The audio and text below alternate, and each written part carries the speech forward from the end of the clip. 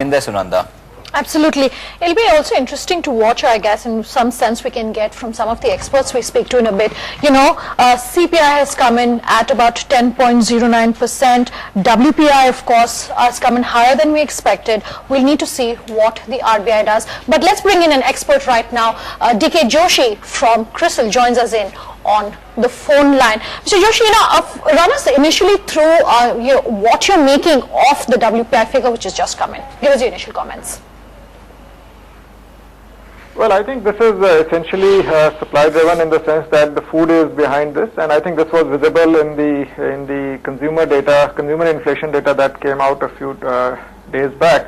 So I think the surge is essentially food driven, and going ahead, I would presume that the vegetable inflation, which has been very high, exceptionally high, is going to head down because the vegetables do display very sharp ups and downs.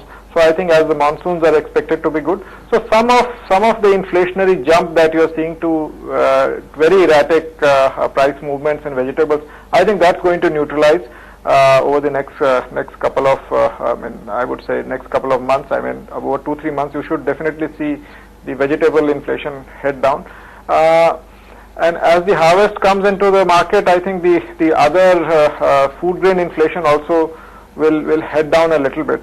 But the issue is whether it will be in the comfort zone or not, and that's our expectation is that the average inflation for this year is going to be upwards of 6.2, so clearly above central bank's initial target of 5%. So inflation continues to be a big bugbear. Right, we also have Mr. N.S. Venkatesh from IDBI who's joining us in. We'll come to you in a minute, sir. I want to go back to Mr. Joshi. You know, we're getting the breakup as far as the fuel WPI figures concerned. Fuel, power and light coming in at about 10.33%, and primary articles inflation at nearly 15%. Also, manufactured products inflation coming in nearly 2.5%. Now, if you put all these figures together, which is, you know, fuel, primary articles is up, manufactured products, of course, is up. What are you making of these indicators? Well, I think the demand pressures on inflation are still subdued. I mean, that's why the manufacturing inflation stays close to 2.5%, which might have risen a bit, but it's still very, very low, I would say. I think there are two pressure points here. As I said, one is food, and part of the food will head down going ahead. But as far as fuel is concerned, I think that pressure is going to continue, because I don't see, unless the global prices slide very sharply, the diesel inflation, the petrol inflation, I think these are all going to remain high. As far as electricity prices, etc. are concerned, they are being continuously raised. So you'll see a continuous pressure from fuel for next couple of months, and could be for next couple of years as far as the electricity is concerned. So fuel is going to be a permanent pressure point as far as inflation is concerned. Food is more volatile than fuel at this juncture, and food will head down a little bit. But as I said, these are not getting passed at a swift pace into the manufacturing sector as yet, because the demand is so weak at this juncture. And I think if demand picks up, then I think you would obviously see inflation rise faster. But that's unlikely to be the case, as demand outlook for this year is quite muted.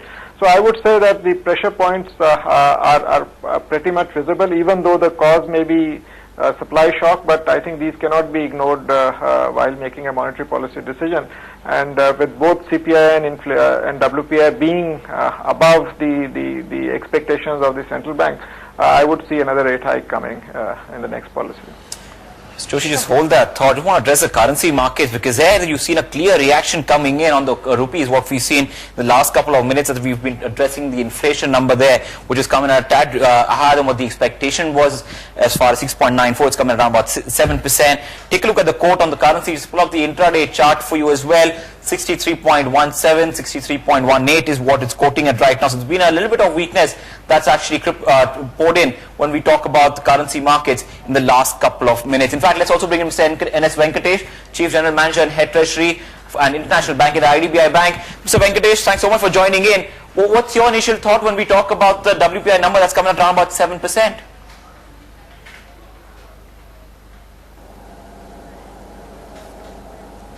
Yeah, it's a little bit above the market expectation of 694.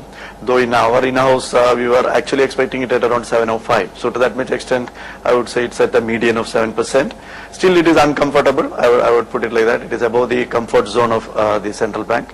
But having looked at the disaggregated position of the inflation numbers, you are actually seeing that the core inflation is at only around 2.5%. So if you look at from the central bank's perspective, I would say that the core inflation at 2.5% and the growth stalling at around 5%, maybe the central bank may take a view that, okay, let us pause on the December 18th policy. They may not come out with the rate action at this particular point of time. You want to address the currency as well, Mr. Venkatesh. Seeing a little bit of weakness in the last few minutes, 63.15. The day started on a good note, taking cues from the press conference of Dr. Rajan itself, which took place yesterday, calming nerves to a certain extent. What's your thought on the currency? Because seeing just some marginal weakness coming in after those inflation numbers.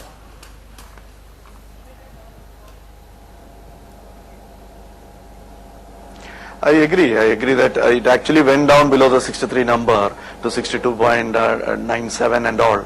Now it is trading at around 63.13. I think it's a knee-jerk reaction from the currency side.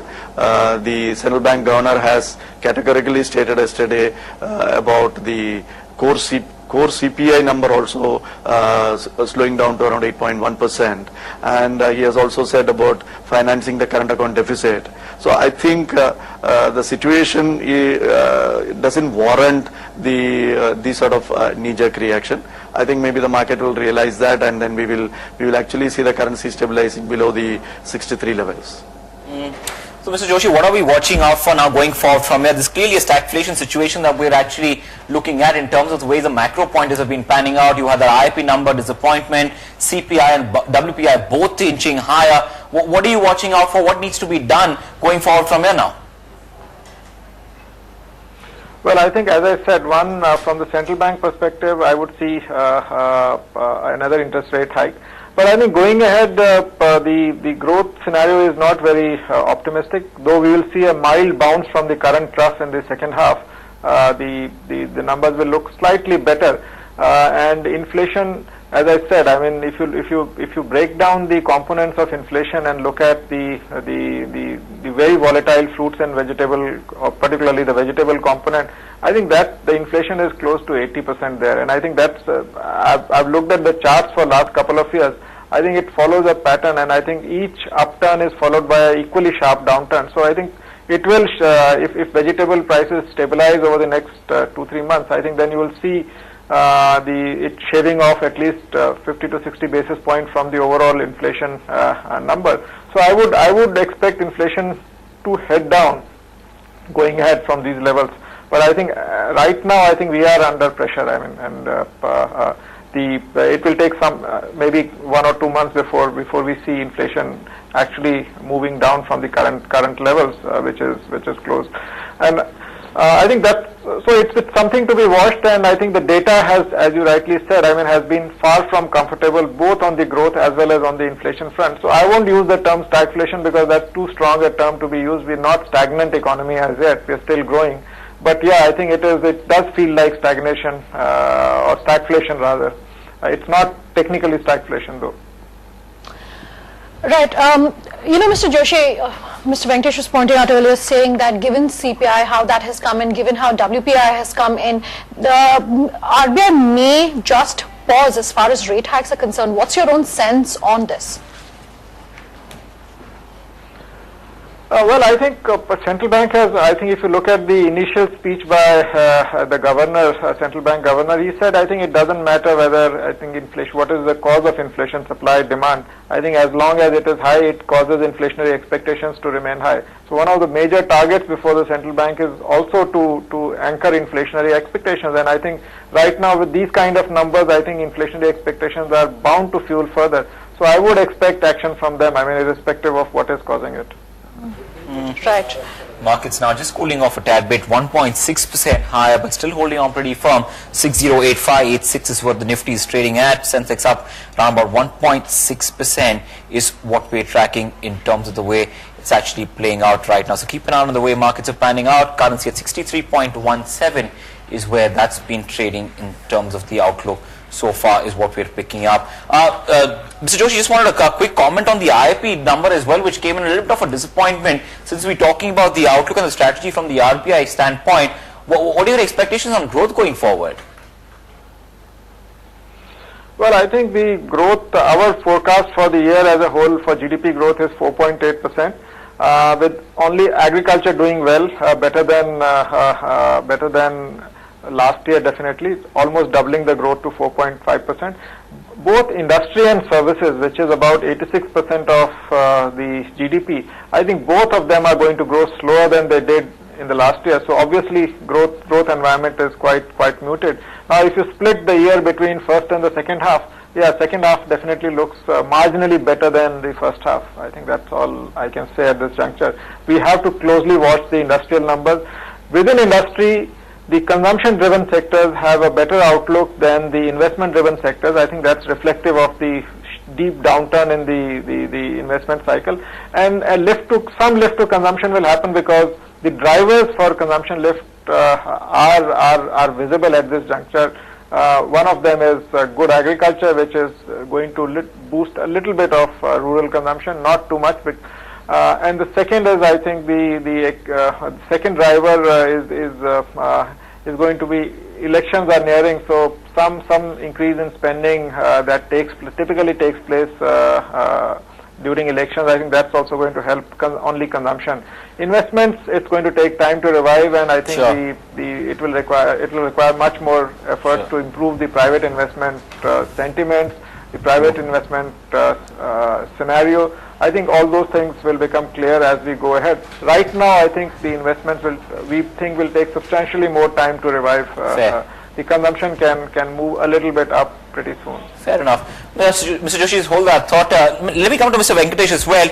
So going forward from there, looking at the way the last couple of days, the kind of macro data points that we've picked up, both on, all the IIP, the CPI, the inflation number today, what's the sense that you are building in when we talk about the next couple of months from now, when we talk about the macro pointers and how that will play out both on the currency and the bond markets?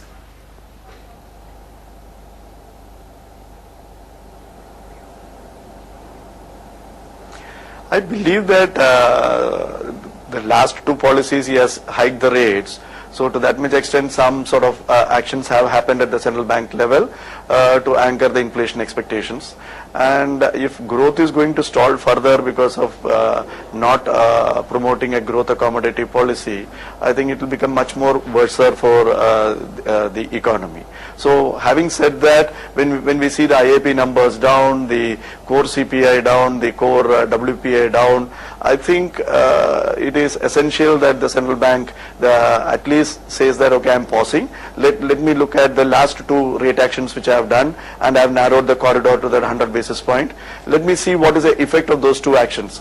So I personally believe that he will, by even taking a stance of a status quo and not even hiking the rates, I think he is then giving out a signal that, okay, once the inflation starts tapering off, he will actually take more actions for promoting the growth. So I personally believe at this juncture that he may, on the December 18th policy, do a status quo. Gentlemen, we leave it there. Thanks so much for joining in and getting us that perspective as far as what you made of the macro pointers and the inflation data coming in right now is what we're seeing. So that's the view coming in there on the inflation numbers. Markets still holding pretty firm, so around that 1.6% higher, both on the benchmark indices. Friends, we have another voice coming in at this point. Madan Sabnav is the chief economist at Care Ratings. Mr. Sabnav, your initial comments, WPI has come in at 7% versus expectations of